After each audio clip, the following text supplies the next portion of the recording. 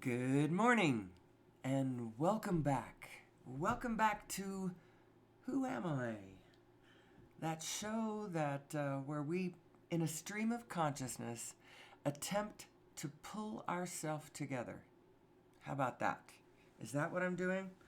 I don't know. We're going to talk about a lot of things. We always talk about a lot of things. We're going to talk about who am I? Where did I come from? Where are we going? What's the object of the exercise? How does reality come into being? How does reality itself come into being? And what is, with a capital I? In kind of a general way, but we're going to talk about what's meaningful, where the meaning of it all is. What's our history? What is our story? We have the greatest story never told. Actually, it was told. It is told. The isness of it tells its tale. But human beings could spread the word a little better. Who are we? And how does the whole system function? Who am I in reference to source energy? For one, actually for all. That's the most important question. Who am I in reference to source energy? What is this source energy thing I am talking about?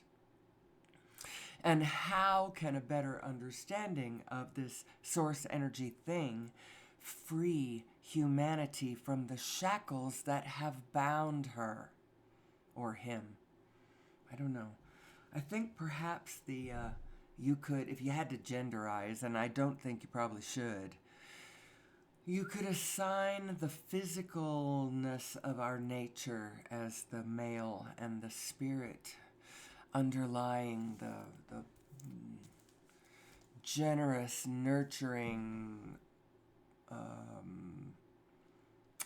abundant, I was going to say pregnant, the one that belches forth, the one that repeats. That's the female. And I don't mean repeats, I mean replicates. Anyway, never mind. Who am I? Who am I? And how does this understanding help free us from the shackles that bind? Free us, show us a pathway out of the wilderness. What wilderness am I talking about? I'm talking about the wilderness of being a freaking human being on planet Earth right now, because there's a lot known, there's a lot that's wonderful, there's a lot that's possible. But you know what? We've got big problems on our hands. And problems that, are not just, oh, it'll be fine, but actually the problems that are not fine. It is not fine that we are committing the sixth mass extinction upon planet Earth. And this time, the sixth one, out of all the five that went before, this sixth one is the only one caused by the activity of human beings.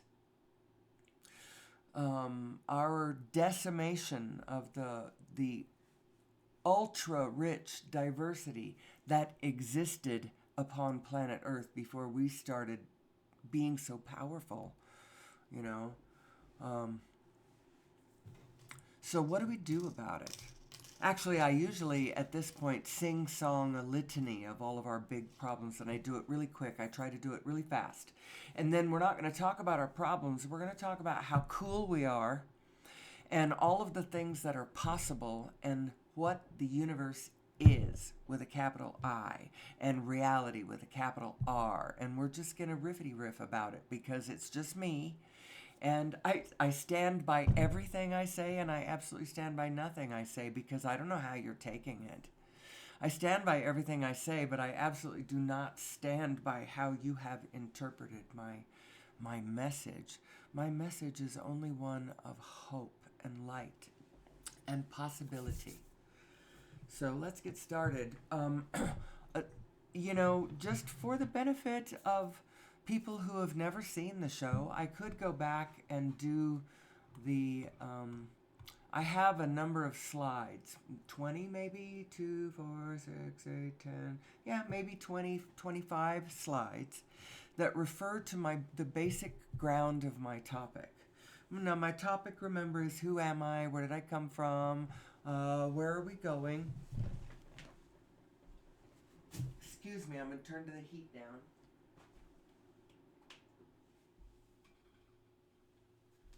When I first come into the room in the morning, it's quite chilly. So I turn the heat way up, and then now it's too warm. So the idea of the presentation is, who am I? Where did we come from? Where are we going? What's the object of the exercise? What is source energy? And law of attraction. We're going to talk about law of attraction and how do all of these things come together? How do they reinforce each other? And how does a better understanding of all of these things, just in a matter-of-fact way, get us to a place where we are not committing planeticide, as well as homicide and genocide and all of that sort of thing that human beings do. How can we get to that point? Well, I think that a better, clearer understanding of who we are, what our psyches are, how they work, just in a matter-of-fact way, let's agree on some real general stuff and then teach it to all of our children and see that it's important to agree on some of this real general stuff. Now, I realize a lot of people have been raised in different ways. They've been raised in different households. Some of them are mean. Some of them are nice. Some of them are rich. Some of them are poor and scarce. Some of them are more logical and level-headed, and others are more superstitious and wackadoo, religious, crazy nut stuff. And some of it was good religion to begin with, but when twisted with a damaged psyche and a mean household and a mean upbringing, people can get all kinds of, twisted ideas about. But we should, as a people, generally agree on a few things. It would be cool if we did, and if we would focus on how capable we are and how wonderful we are. Now, I look at us as a group, and then I just see it generally because I'm not at the center of any organization. I'm just kind of looking at what people are. So I could assist with big systems management and such, but the fact of the matter is that this understanding can help an individual who's trying to make it through their life and hold on to their emotional stability while they tackle the world. The fact is that there is nothing more valuable to a human being, nor more powerful an aid to their management of their life than the achievement of their own emotional stability. And I don't mean artificially so, necessarily. I'm not talking about, although, that cup of coffee in the morning that steadies you, or that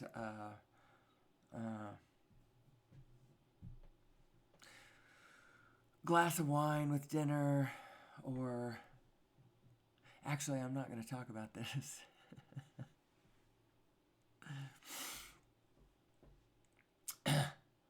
What I'm talking about is your ability to consistently, with your mind and your emotions, achieve an emotional stability with this world, so that even if it is true that there is something in your field that is potentially causing you, that there is a threat in your field, it is 99% always a better idea to handle it from an emotionally stable point. Those who can keep their cool, those who can keep their heads, those who can just stay emotionally la-di-da no matter what is happening, even when the bombs are raining down. And not just la-di-da and go brush your teeth and not think about it, although Robert Duvall was that character in Apocalypse Now. Did you see that? He loved the smell of napalm in the morning, too. And while all this chaos was going on around him, he was absolute rock solid, stable through the whole bit of it. Now, I'm not suggesting, but he's illustrating a really interesting point about the power of emotional stability. I believe that a recognition of our actual nature, our true nature, who we are with a capital A, what is with a capital I, reality with a capital R.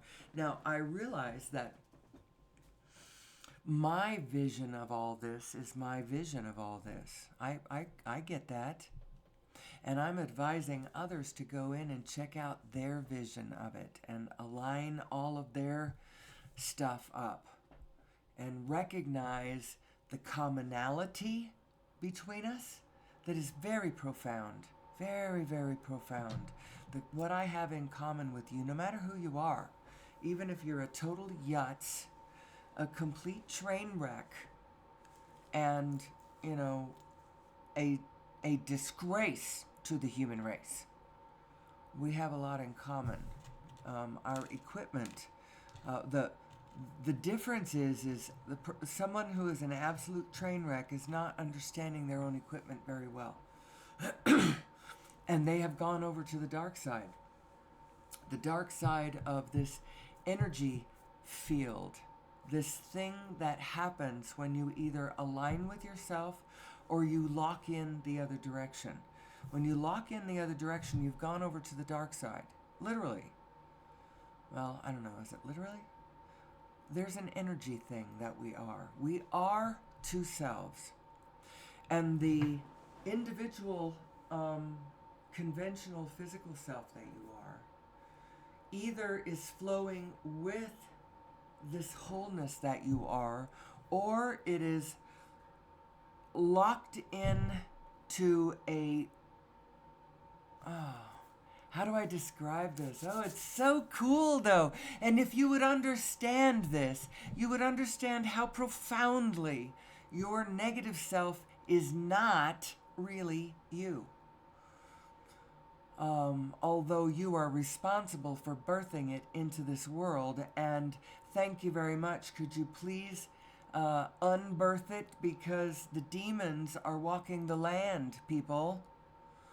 The demons are walking the land.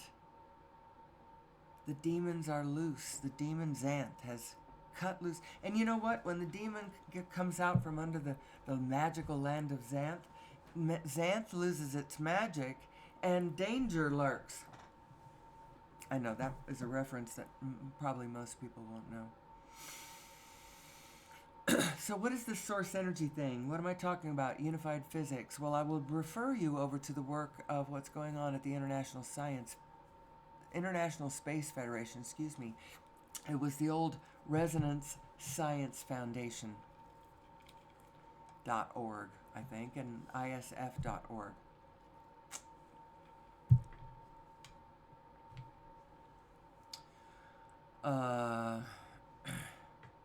Where Nassim Haramein, I think you can probably find all of his works over there. And then there's a website where I picked up some of his articles and papers. It's over at a place called, I think it's Zenodo. I know that that's where one of his papers are. One of the reasons I refer you to this is if you didn't know it, first of all, did you know that our conventional science has a big hole in it and has had, I seem to have closed the window. I'm so silly when I do that, thinking going to need this anymore. All right, I'll just keep talking about what I'm talking about. The big hole in science is the lack of mathematical. It is unknown the mathematical relationship between quantum mechanics, which is the most successful set of scientific understanding, rules, whatever that mankind has ever known. It is so good at predicting what happens in the small world. It has brought us an understanding of electromagnetic fields largely, and brought us the 20th century, quantum mechanics, the way it is. And then you have Newtonian physics, which probably brought us the Industrial Revolution in the 19th and 20th centuries. Well, the 19th century for sure. The 20th century was brought on by quantum mechanics. 19th by Newtonian physics. 18th even maybe, because Newton lived in 16 something, didn't he? Anyway, never mind. No, I don't want to get lost in this. Newtonian physics is a description of large things, how large things move, how objects move in the world, how it's also a study of how celestial objects move around in the sky, big things. And then quantum mechanics is this, at the subatomic scale, these forces that hold the atom together and all of these particles within the atom and all of that. How does all of that mathematically relate to the Newtonian world? It's not known. Well, it is known now, but to conventional physics, they still find a problem between general relativity and quantum mechanics. That the two are not. It's like one is, I don't know. The mathematical relationship between those in the conventional, commercial physics world is not well understood. But Nassim Haramein has done the math. And what glues it all together is this notion that the whole universe is actually in a state of common spin. It is spinning together. We are all spinning together. There is a togetherness about our spin, and then there is an individualness about our spin. And the individualness about our spin, everyone is in. That's the part you have control over. Your little boat, which direction your little thing, your little bumper car or whatever, you are spinning on your own. But are you spinning with the flow of the whole thing, or are you spinning against it? How are you reading your guidance system, and did you know you had one? Truly, that is truly trying to guide you into harmonious alliance and alignment with the field around you, because you are a field. You are not just yourself. The self that you are, the self that will continue, the intentions that you are, the thing, all of that. You are part of a greater field. You're part of a bigger field of desire, of intention, of memory, of continuum. You're part of a larger field of it. It's not just you. So all of this little worrying about, what's going to happen to you. Well, especially if you lock into the realization of yourself as a larger being than the little self you see in front of you, then you would understand that there's no possible way that anything is going to happen to any part of you. You are part of a larger intention in a field around you. Just get with the program and there's no problem.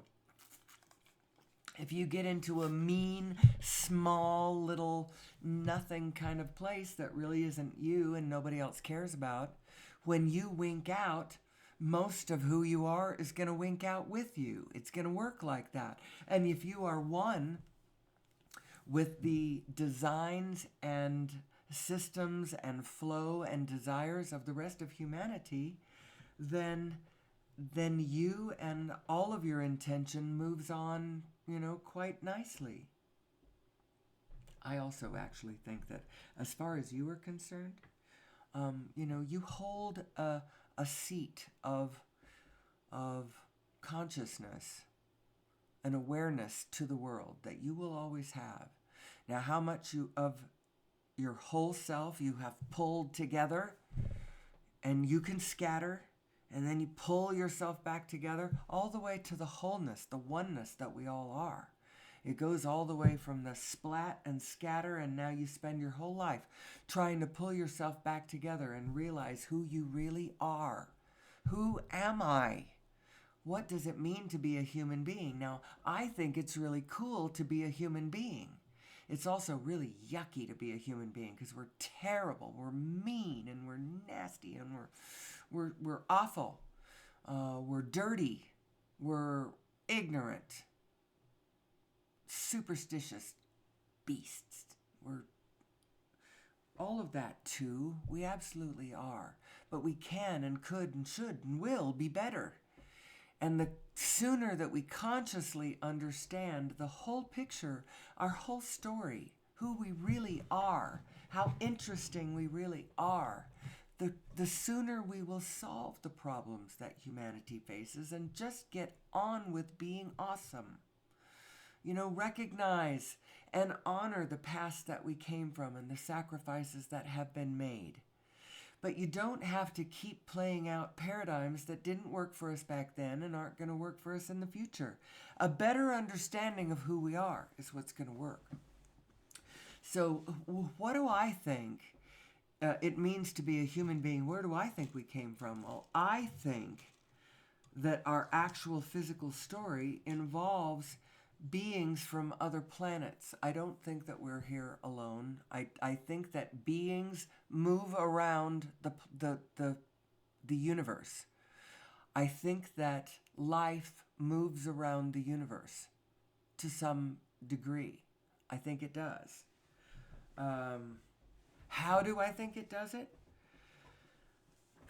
Well, I think that, first of all, it understands the nature of the universe and the spinning nature and the holographic nature.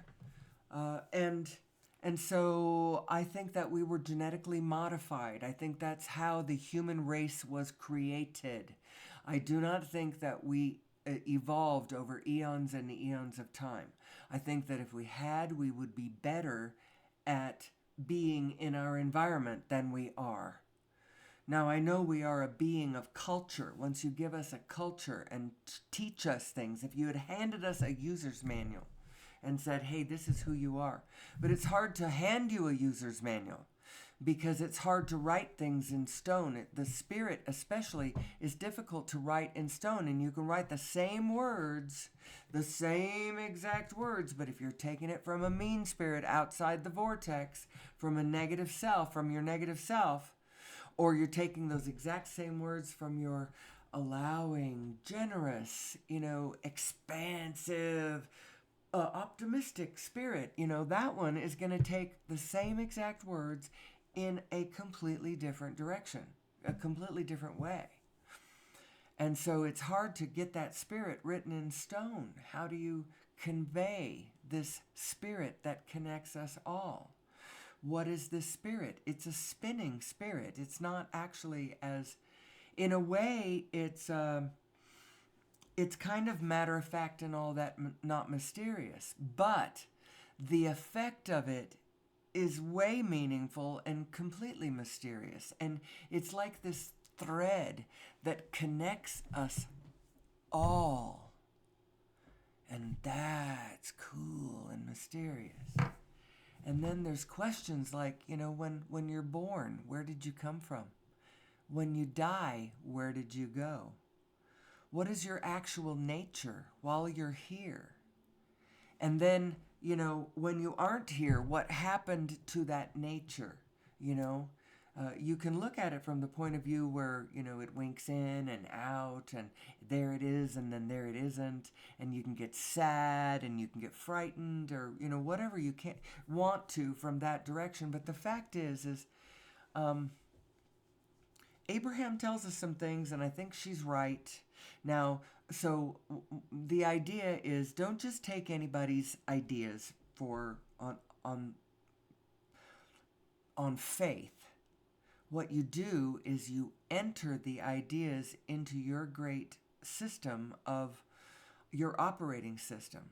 And then you feel what the thoughts, what the output based on those ideas, what that feels like. What does it feel like? If it feels good, it's like, okay, that's probably a pretty good thought.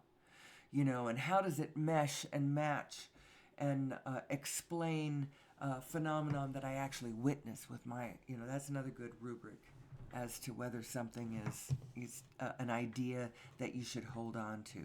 So when I talk about Abraham says this and Bashar says that, and Rumi says something else, and Deepak Chopra blah de blah, and we're all each other's teachers, by the way, and each one of us can hit notes of wisdom.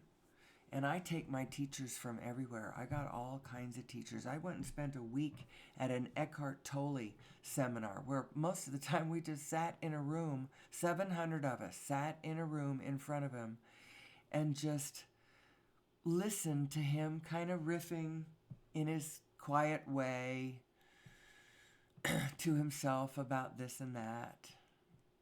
And it was nothing, and yet it was profound. Everybody enjoyed it. Everybody got it. You could feel the spirit of it, his wisdom. And he talks about interesting, he's got an interesting take on it, and he's got an interesting personal story.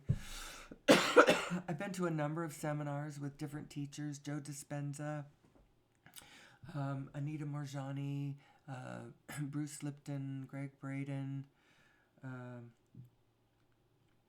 some others too. The thing is there is wisdom. You yourself can tap into this field of data and information. It's there for any of us to pull from, but in order to be able to pull from it, your physical mind kind of has to get a hold of some concepts to get, your teeth into. And so that's what I'm doing here with this show. We're going to pull a few things together. One is the, where do we come from? Where are we going? What's the object of the exercise? What's the meaning of my life and all of that?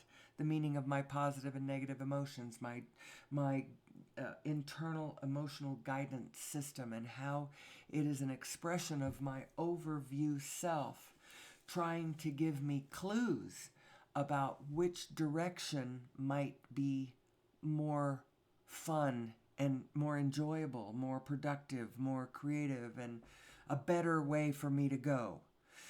Now, I get to choose from a wide variety of, it's for me and my physical, my conventional self to make my choices. This is what I prefer. This is what I like. I like red, scarlet, burgundy, wine, kind of deep crimson reds.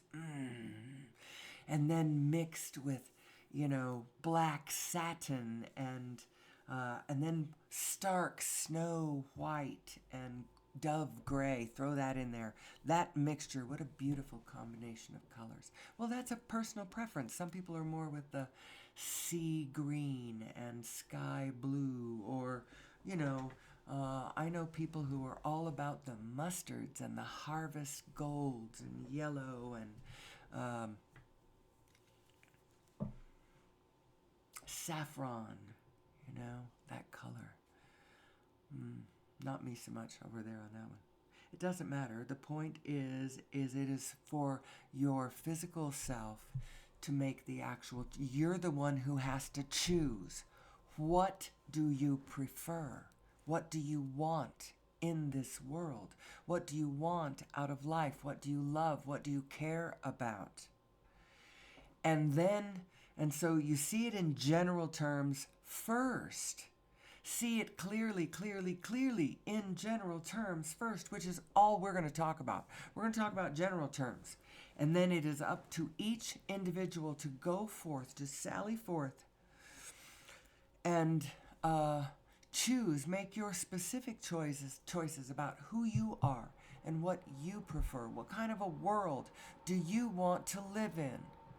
You know, I want to live in a world of abundance and freedom and fun and joy and energy and life and food and fun. And did I already say fun? Well, it's worth saying twice. You know, we are here for the fun of it. At least Abraham tells us that. And, you know, I took that little piece on faith and entered it into the program. And you know what? It really makes a difference. When you realize that our default setting is supposed to be, you know, the default setting of all of the rest of nature and all of creation, how they're just okay in the world and they're just going about being themselves and being okay and addressing the world and going after what they want. That's what every creature out there does. And that's what you're supposed to do. But you do it in alignment with the rest of the field. So the rule is you can go after what you want, but you can't lay waste to the field around you when you do it. You know? So the way we conduct ourselves a lot of times is so against the rules of the field around you, and the whole field will collapse.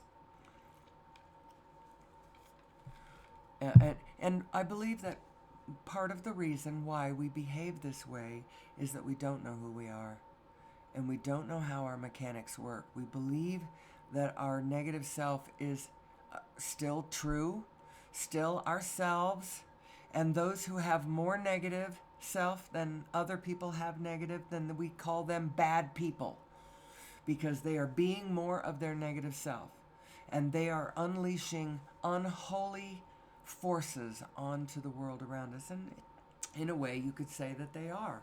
They are stirring up demonic energy, Loki energy, Shiva energy. Ooh. It's a distortion in the field. It's kind of like, if I was good at drawing, and I wish I was, I should have made myself good at drawing and drawing mathematics. For a minute, I could do that. When I was in my calculus class, you know, they make you draw figures on a grid, on an XY, what do you call that? Axis. The axes. Draw stuff, draw figures as you're calculating the area under the curve of functions and formulas and such. I got pretty good at drawing cylinders and drawing, you know, different shapes and stuff. You had to draw the 3D nature of stuff. I should have kept doing it, because I think this can be drawn. When a human being who is two selves, you are two minds moving forward in life. And your true self, and I call it your true self because it's the self you always are. Whether you are in your physical body or whether you are not in your physical body, there is a vibrational you that you always are. A frequency, if you will, that you always are. And when you lay this physical body down, you are still going to be this frequency. And the more you consciously understand that, I think possibly from this side of it, the more you consciously hold it when you cross over. And you go, oh, isn't that interesting? Look at, ooh, just crossed the line. Ah, I see what life and death and physicality and non-physicality and frequency and vibration, I see what it all is now. It's going to be like that. So you are these two frequencies, and the one frequency is your source self. It's the spin connected to all the other spins, the flow connected to all the other flows. It's that one. That's your source self. That is the win-win you. The you over in the place where we all are. that room where we all are. Did you know there was one? It's called universal consciousness, and there's a reason why they call it universal consciousness, because we all have the ability to get in there and see our whole self and see the whole self that everybody else is too, in a place without judgment, without conditional vested interest, or because the vested interest starts getting you start getting fearfully oriented, you know. You want to make sure that you have all the stuff that you need, and that you make sure that no one is threatening you, and that without vested interest, you can, without judgment, start looking at all things, including fearful phenomenon like Nazis and Holocausts and crap like that. You know, being a student of that sort of thing can be very helpful. It can help show you this it's a field phenomenon. All of it is. It's a vibrational pattern that as human beings we keep falling into. I maintain that we fall into it because we don't know who we are. Duh. That's why I do this show. And there's a whole lot to cover, because I wanted to cover, and I'm still going to try for a minute.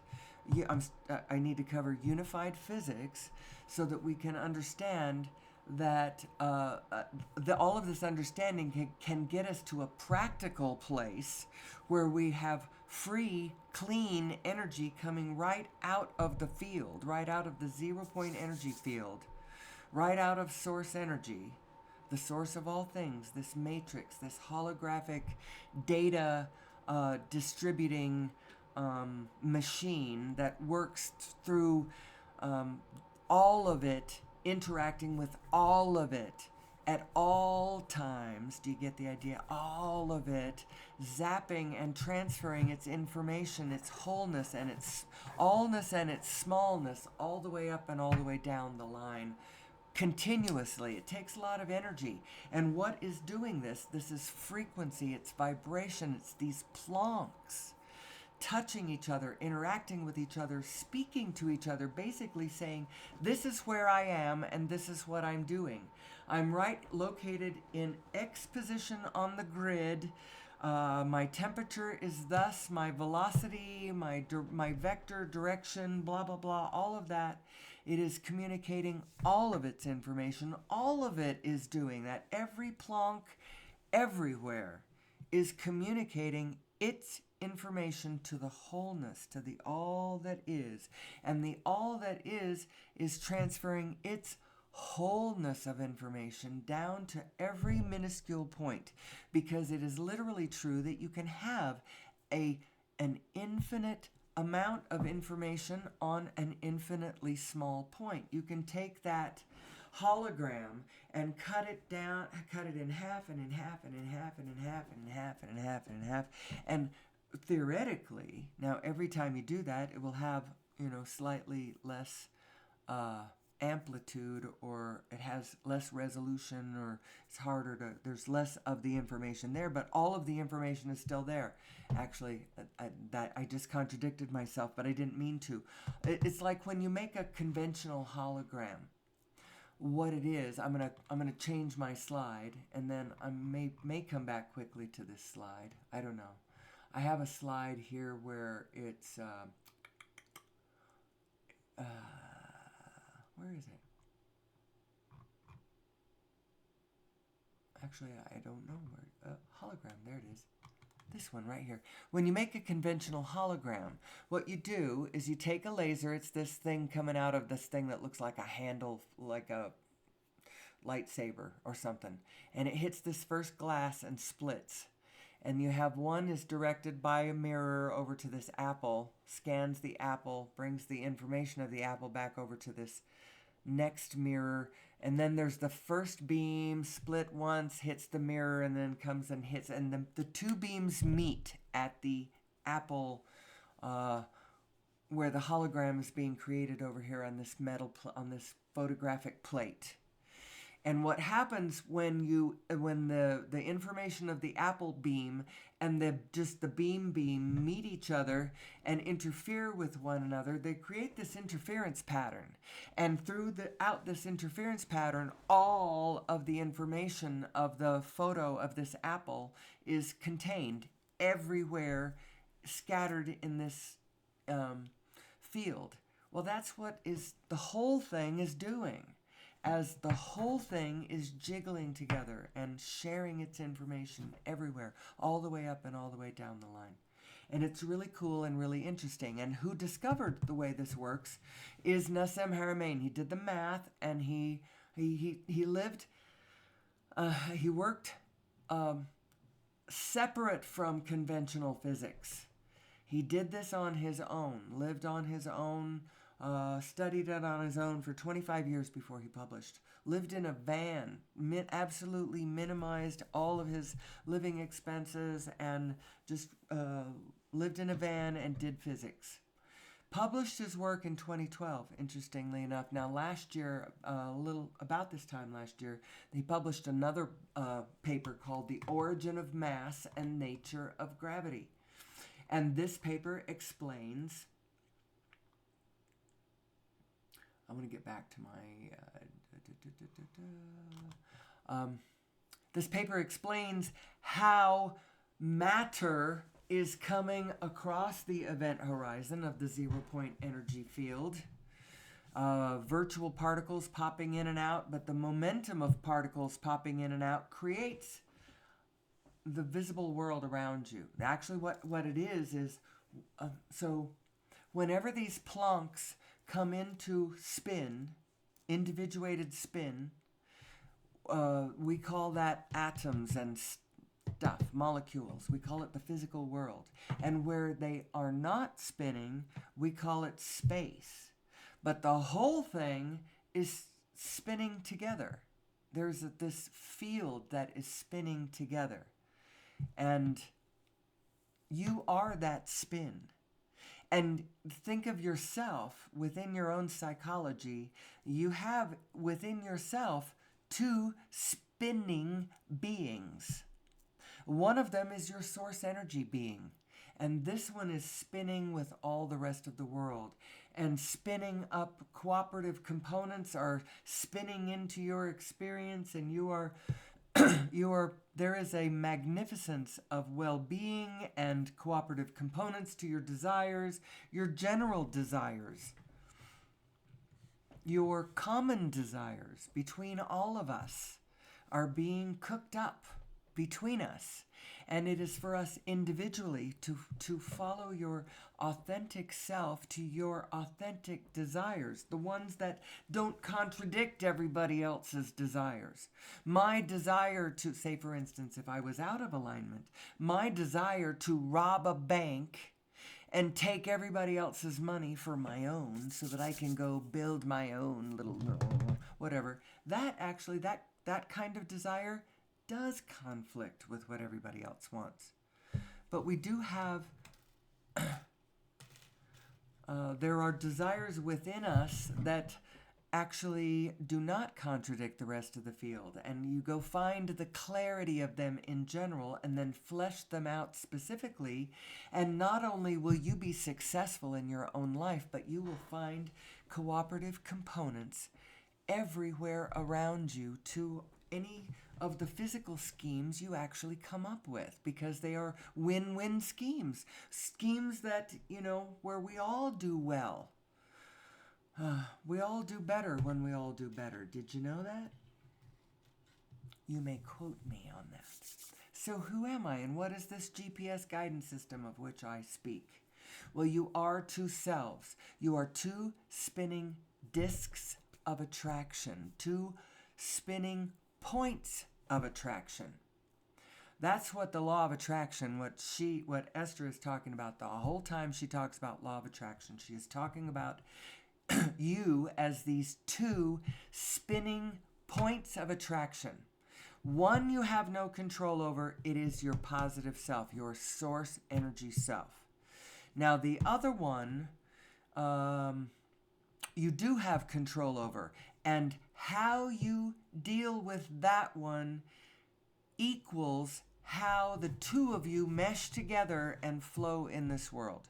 So if you insist on being mean and small and negative when your greater self is always large and loving and expansive and positive, then you create within yourself a disruption, an energy contradiction, a conflict in your pattern of flow that it not only it defeats your greater self's pure positivity and actually takes you off into harsh ditches, can take you into harsh ditches. When you are not in flow with the you really are, you really can stir up a great deal of trouble for yourself. And you can point to the outside world and say, no, it's all these people I fell in with and their wickedness and their whatever. Well, the only reason you fell in with those people is because you were resonating with them. You activated something within yourself that resonated with them. And you fell into that ornery crowd. And it's all on you. It's not on them. And actually, this is good news because it means that you have ultimate and complete control over your path. Did you know that? You have ultimate and complete control over your life path, whatever it is, by virtue of how you are spinning, how the two of you are meshing. Now, you are these two spinning points of attraction, and your source self is attracting all kinds of wonderful things for you at all times. All of our source self is. And we are either flowing with that and expecting good things and allowing good things and assuming good things about each other. Now, you can assume the bad things about each other, and do you know what? Those things are true too. And you can make them more true, and then you can get all upset and outraged and fired up about, how awful people are. And I'll tell you right now, they are awful. They are awful all the way to the most awful you could possibly imagine. How awful people are. And that's why it's so very, very important for you to understand who you are, so that you can understand how to play the game to make yourself safe in this world that is way, way, way, way, way, way, way, way, way not safe to your physical self. Your physical self is not safe, never was, never will be, couldn't be. But if you understand who you really are and what your components really are, you recognize that there is an aspect of you, a very profound aspect of you, that you can identify with that actually is safe at all times, no matter what. This you that you always are, this connected you that is part of you connected to the whole field. The particular blend of vibrational frequencies that you claim as your own. This is who I am. That set of frequencies, what feels right to you, so as you wander around the world and you see things that resonate with who you believe you really are, and then you see things that don't resonate with that, and you pick and choose amongst what you prefer and what you do not prefer. This picture emerges of this being that you are.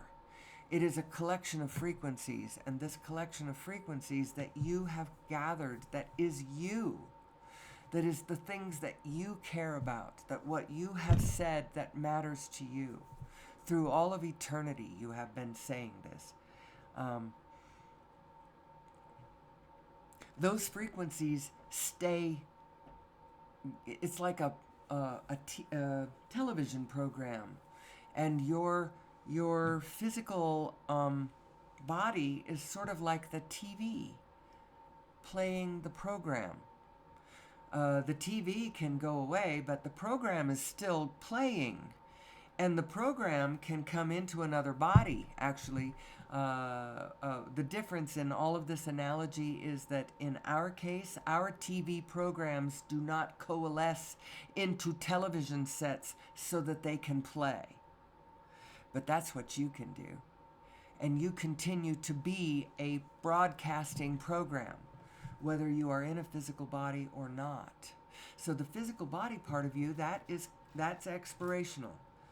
But the frequency that you are inside, that one, the desire, the general desire, and the general, also specific. You have been specific.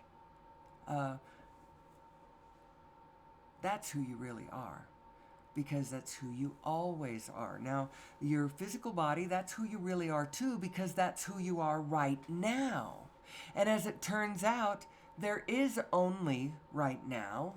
Now. And when it's tomorrow, that tomorrow will be now. And so at any given time, there is only now. And you are your physical body right now. So you really are your physical body. I'm not saying you aren't. But there's a bigger part of you that you will still be when your physical body passes. And that self you can identify with now. And when you do that, different understandings of your world and yourself and your fellow man start blooming within your consciousness.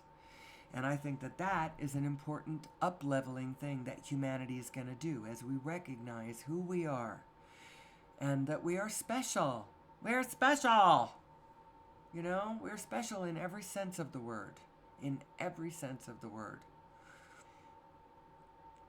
And we need to have a better understanding of ourselves so that we can get ourselves off of fossil fuel and onto clean, pure source energy. Now, the first thing that somebody needs to understand is that over-unity devices are possible. You may not know what an over-unity device is. An over-unity device is a physical device that would put out more energy, like it would put out ohms or amps or zeeps or whatever they measure energy in, BTUs. It would put out more energy than it would take us to run the damn thing. Now you tell that to someone who has been conventionally trained in physics and through our regular school system, and they'll say, well, that doesn't sound possible. That sounds like you're creating energy out of nothing, and you can't create energy out of nothing. And the fact is you aren't creating energy out of nothing, because there is nowhere where there isn't already in that location, no matter where it is, an almost infinite supply of energy right there. And what is causing that energy? Everywhere, that 0 point energy, what's causing that is all of the Plancks everywhere interacting with each other, jiggling together, reverberating their vibrational, locational, vector, temperature information. Remember, like I said, all the little parts uploading their information to the whole, and all of the general wholeness, actually, specifically, the whole is downloading its information to all of the parts. And how is it doing it? It's doing it through this reverberation, this vibrational frequency. All of these Plancks touching each other. And so in the Planck field of every proton, of every atom in all of the universe, the Planck field of every atom is reflecting the information of every other proton in the universe. And I think it is updated. It's updated every now. Now. It's probably even the exact location of every plonk, every second, every instantaneous plonky second uh, that that this is happening. The plonks, as they swirl around, are reflecting the position of everything. I don't know how to prove that one, but I believe that's probably what's happening. It's like Nassim was saying, it's when you record a song, the the actual clarinets are not on the recording, but all of the information of all of the song that they played is there on the recording. And it's like that. In the Planck field of every proton is reflected all the information of all the other protons in all of the universe. It's holographic. And actually, mathematically, you can look at the size and shape and distance of the universe and extrapolate from it the radius of a proton. Excuse me. Mathematically, you can do that. There's a relationship between all these things. How does that help? Now, so let's get back to the over-unity devices. And how do I know that over-unity devices are possible? Well, go watch a movie called The Lost Century and How to Reclaim It. And you can find it on YouTube for free. I'm going to show my links list really quick. If you are new to the show and you're interested in any of the things that I'm saying, pause as soon as I click on this. Pause me somewhere and just look at this links list.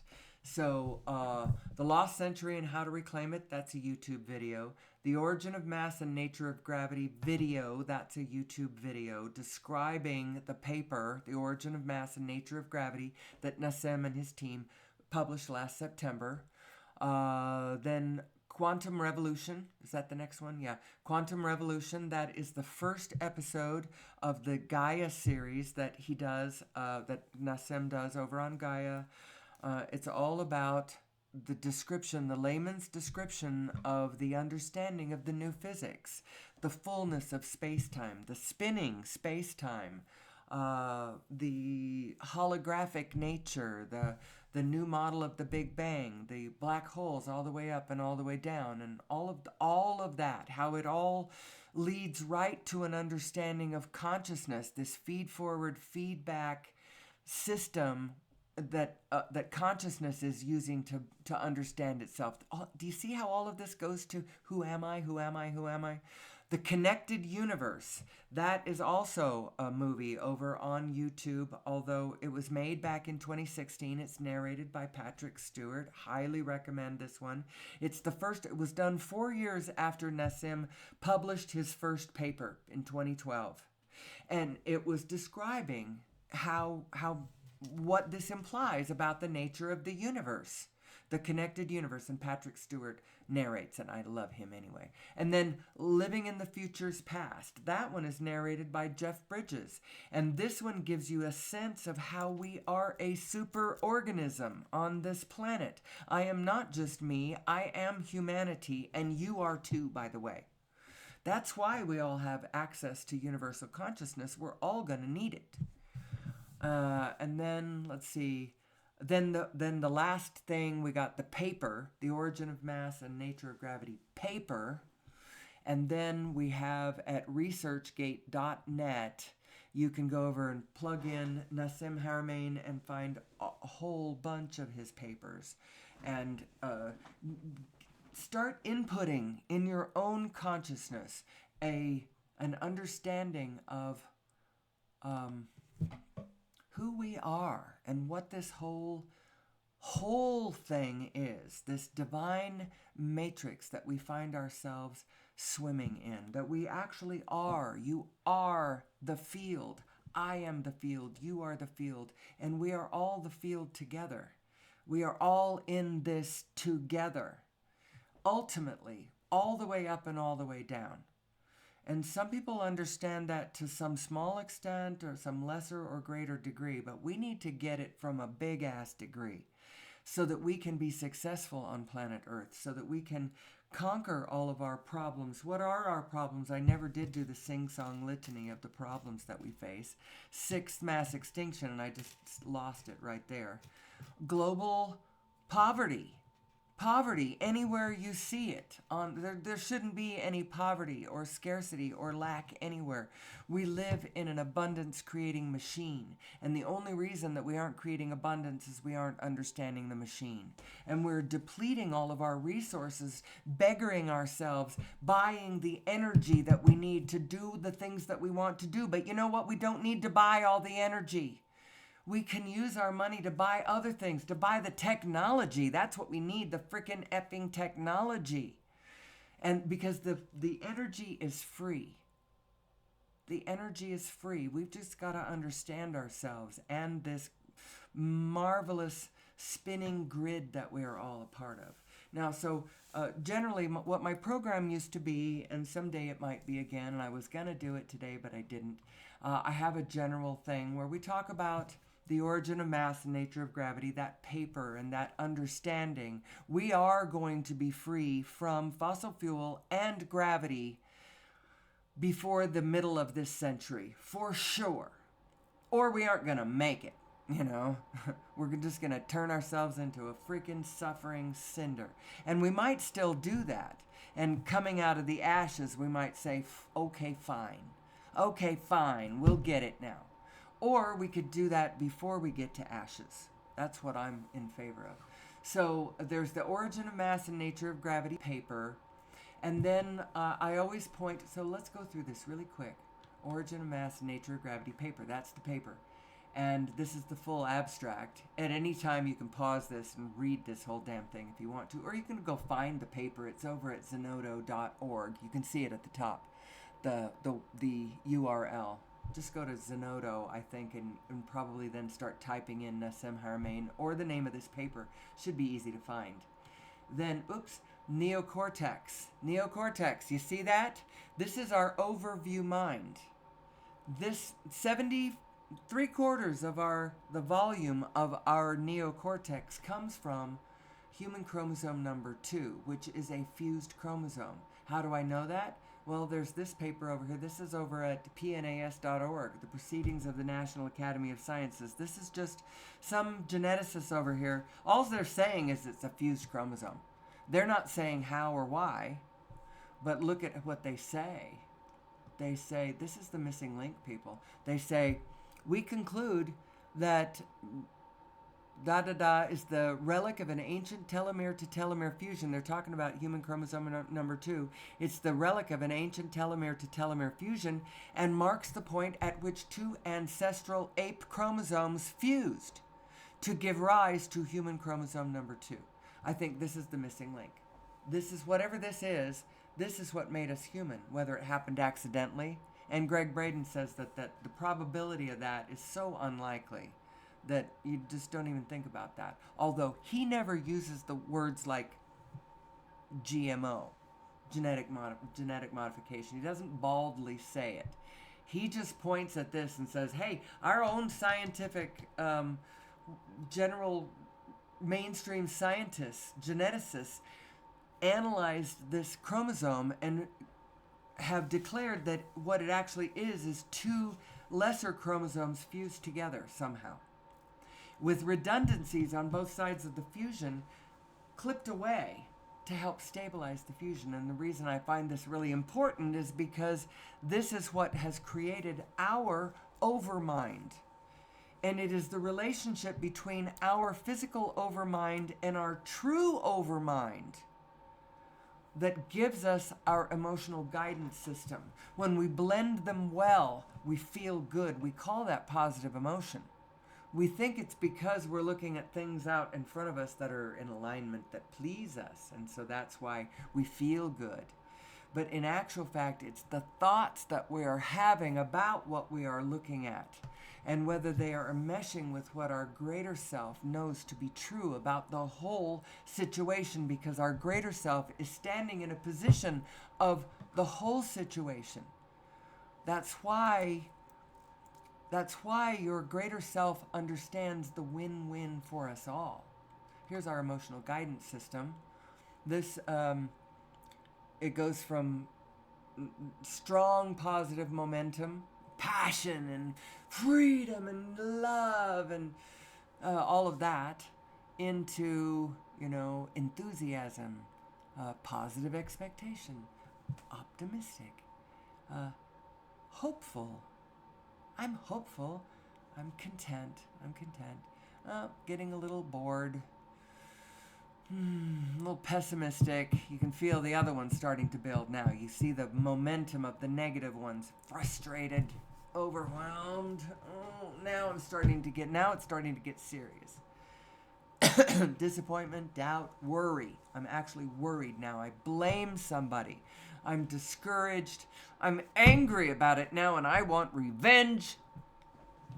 I hate those people. So jealous of what they have. Anyway, you get it. Here's somebody else's depiction of the emotional guidance system, and you can see the momentum, the positive momentum, and you can see the momentum of everything slacking right here in the middle. And it's because you are two beings. When your two beings get into alignment with one another, you become the single positive person that you really, really are.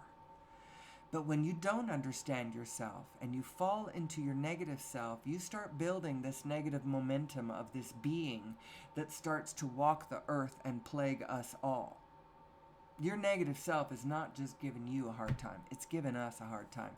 And that's another reason why I want to teach people this, so that they can be their better selves. They can understand who they really are and what positive and negative synchronicity is. And do you want to be on the light side, or do you want to be on the dark side? And do you want to understand how and why these energies flow, so that you can work your own life better? And say you decide to start a company.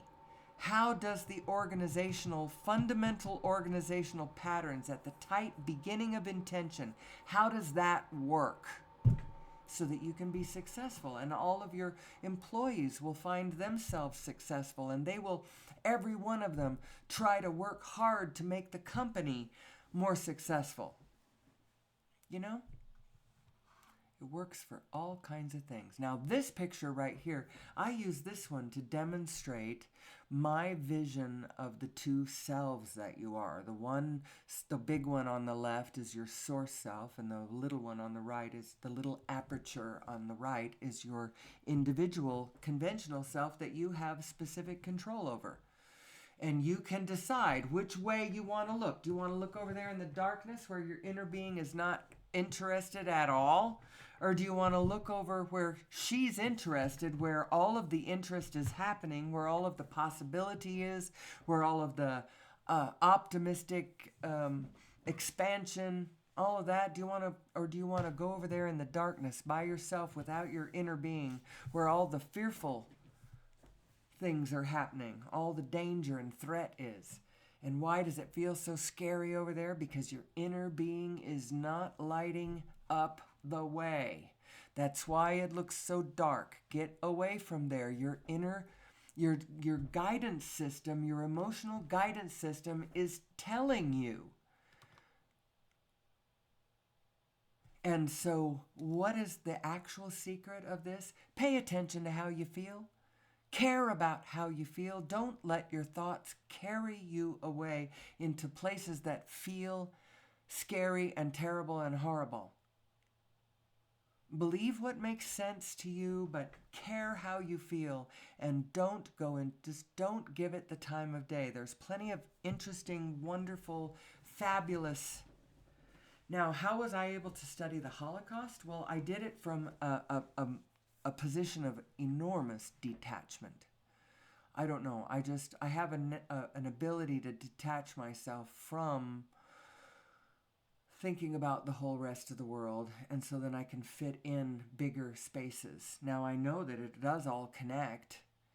And believe me, when I saw the rise of our own current fascist wannabe organizational structure going on, rising in the field in America, it troubled me quite a bit. And I joined the resistance at first until I realized the way the energies flow, resistance actually helps give energy to the opposite side, because the problem is not that they are the enemy, but the polarity in the field, people.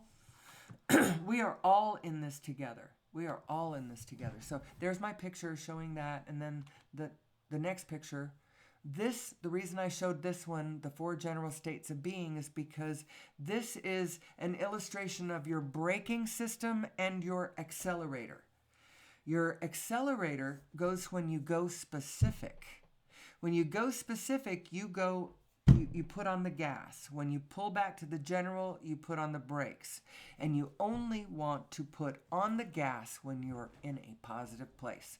Because whatever you emphasize specifically when you are in a negative state, you will only go and get faster to a place you don't want to be.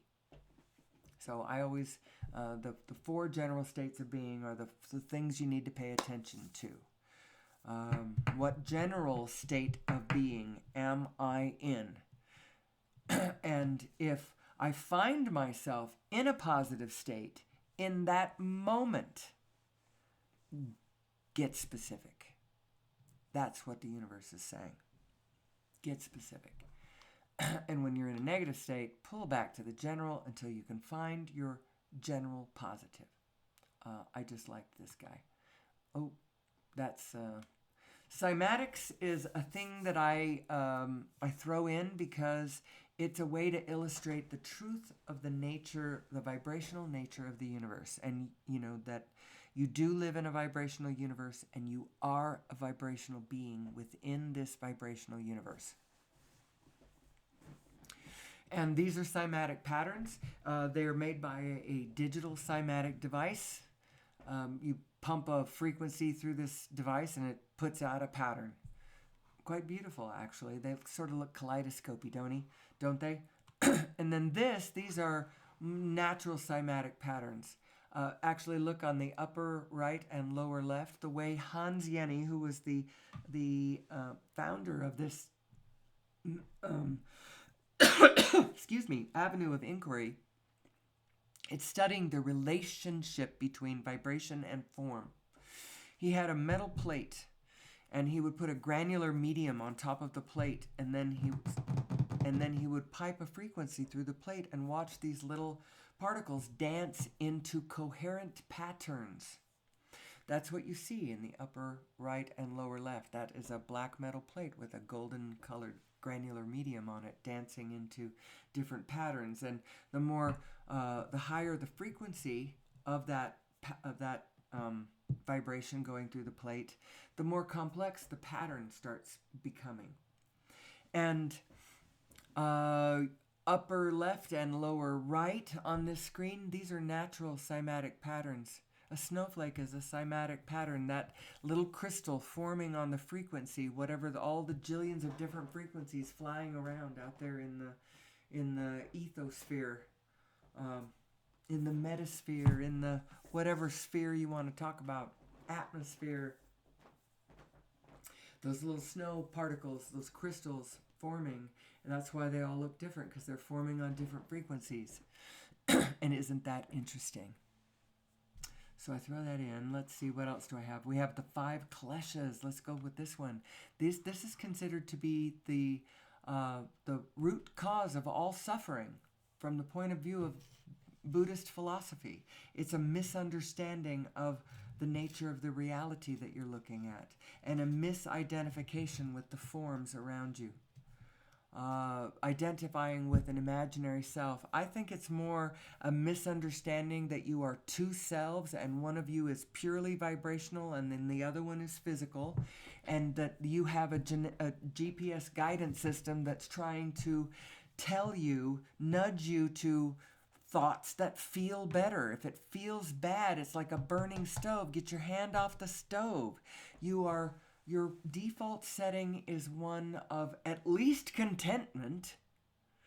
You're here for the fun of it, for the joy of it, for the joy, expansion, and what's the other? freedom. Freedom, expansion, and joy. That's what you're here for. You are free. You are free to choose, and you don't even realize that what you're supposed to be choosing is your alignment or not alignment with the source within you. And when you choose not alignment, then the world outside of you becomes quite chaotic. And then you start pointing at the chaotic things and say, that's the problem, that's the problem, that's the problem. But the real problem is that you are not in alignment with yourself. That's the identifying problem. Not knowing what's real. What's real is this quantum field that we're all a part of. And how it works is, anyway, we've been talking about it all day. That's just the 5 kleshas. Not knowing what's real, grasping and clinging to the unreal, being afraid of the unreal and recoiling from it. So your negative self, the negative selves, the beings who take on their negative personas and walk the earth with their negative emotions, impulsing from their negative emotions, they're not actually real. Your negative self is not actually real. I think that's what they mean here. When only the love is real. A Course in Miracles tells us that. Now, I don't know how to say what the negative stuff is if it isn't real, because it's there. I'm looking at it. You're an asshole. I'm watching you be that way. It's real. But it isn't the truth of who you are. The truth of who we all are is we're all in this together and we're all good.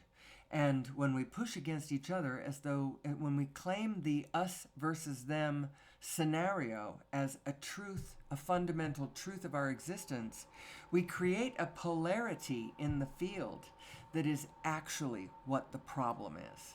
The actual problem is the polarity. We are all in this together. Good, bad, indifferent, the creeps of the world and the lovelies of the world, and however I see those, and however you see those, and however they see those, we are all in this together, people, like it or not. And according to the Buddhists, when you understand what's really real, your fear of death goes away, because you recognize that who you really are is that source self that continues. You are not, there's nothing that can hurt you, because you are the Planck field. And that Planck field can come into any form that it wants to come into. That's what the whole exercise is about.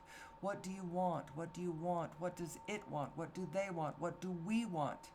What do I want? It's such an important question. And you shouldn't be sublimating your desires for the group. You should be trying to add your desires into what the group might like too. Where's the win-win in all of this?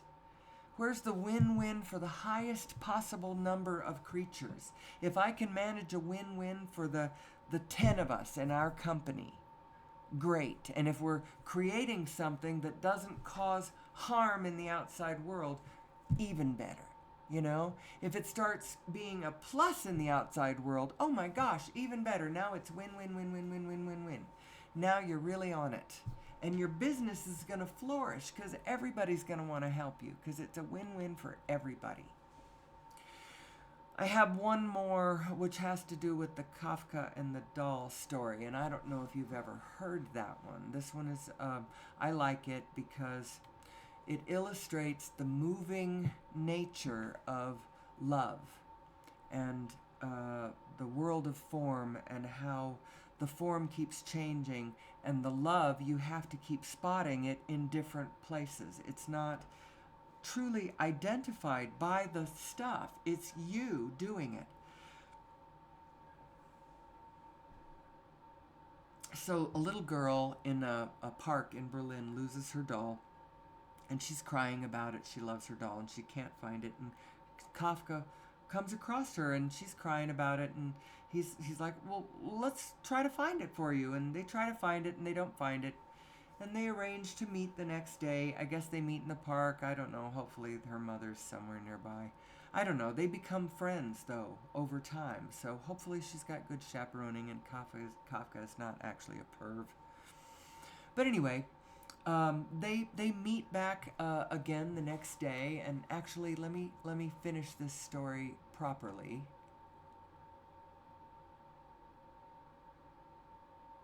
I gotta open up the. Here it is. So the next day, when they had not yet found the doll, Kafka gave the girl a letter written by the doll. Actually, Kafka would have written it the night before.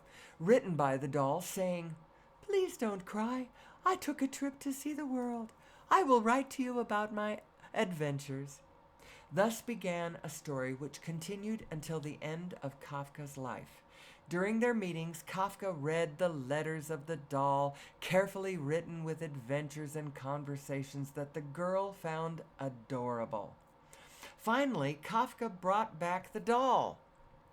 He bought one, but he'd never seen the one that the little girl had, right? So he bought one that had returned to Berlin. "It doesn't look like my doll at all," said the girl. Kafka handed her another letter, which the doll had written, on which the doll had written, "My travels have changed me." The little girl hugged the new doll and brought her happy home. Apparently, Kafka had anticipated the girl saying, "Hey, this doesn't look like my doll." Many years later, the now adult girl found a letter inside the doll. In the tiny letter signed by Kafka, it was written, boy, if this letter actually exists, it should be in a museum somewhere. Signed by Kafka, it was written, "Everything you love will probably be lost, but in the end, love will return in another way." So, the reason that I gotta get back to my studio, excuse me, I'm over here on. So, actually, this is my last. Everything you love will probably be lost, but in the end, love will return in another way. And this happens all the time. You will loss. I promise you, the love is still around you, but you've got to train your eyes to see it. Your inner being can see it. But what are you locked on? Are you locked on to very, very, very, very, very, very, very, very, very specific things that when they go, you'll be lost because that's it. No more love. I don't know. It's worth thinking about. Anyway, I'm very, very quickly, I'm just going to show you this. This is just a preview. I screenshotted all of these from the 37-minute YouTube video describing the mathematical relationship between the quantum world and the cosmological world, and how this understanding is going to free us from gravity and from our enslavement to fossil fuels, while at the same time allowing us to fulfill humanity's greatest aspirations, like to clean up the planet. There is this horrific garbage island. Well, I used to call it Garbage Island. They call it the Great Pacific Garbage Patch. And it's horrific. But we could recycle that damn thing up, but we need energy to do that. We need a lot of energy to do that. And if all of the energy that we use to try to recycle it is coming from, fossil fuels, burning coal or burning oil or whatever, gasoline, however we're doing it, it's like 2 steps forward, 3 steps back, or 1 step forward, 2 steps back, or however you want to do it, going back more than we're going forward. Here is a Planck unit. If you want to know what a Planck is, it's the smallest frequency. And apparently, the whole universe is a solid plasma of Plancks. Where they are organized, you call it stuff. Where they are spinning, you call it stuff. Where they are not organized, you call it space. But it's all Plancks. And the way you get a Planck is you take a photon, and it goes the speed of light, and have it cross its own diameter. However long that length, that time, that little bit of mass that's associated with the energy there. That's what a Planck unit is. I just put the Planck units up there. And then this one is, this is part of the paper, not the YouTube video describing the paper. I screenshotted that from the paper. And this is showing how, as particles come across the event horizon of the 0-point energy field, pop into virtual reality, their actual reality, and they either pop back or they keep popping back and forth. If they stay popped, then we look at them and we go, that's stuff. And otherwise they just winked in. But anyway, as they come across the horizon, they are spinning. Spin is baked into the cake. And then there's my last one. And that's it. That's all of my presentation. And I'm hoping that with this clearer understanding, now I can flesh out all of that. And I will. Tomorrow I'll come back and I'll do more. I went almost an hour and a half today. I usually try to go an hour. Originally my show was 2 hours long. But then that was just, I don't know. And then I decided, well, maybe let's go shorter. Let's go to an hour. And then maybe that's not long enough. And so maybe an hour and a half is just right. So, anyway, I guess I'm going to go face my day. Tomorrow I'll be back. I'll be talking more about all of this energy stuff and who am I and where are we going? Where did we come from? What does our future hold for us?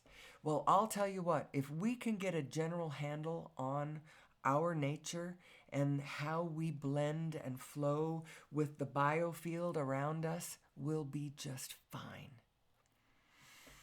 If we persist in some of our persistent superstitious nonsense and adamant negativity, we may be in trouble before we get to where we're going.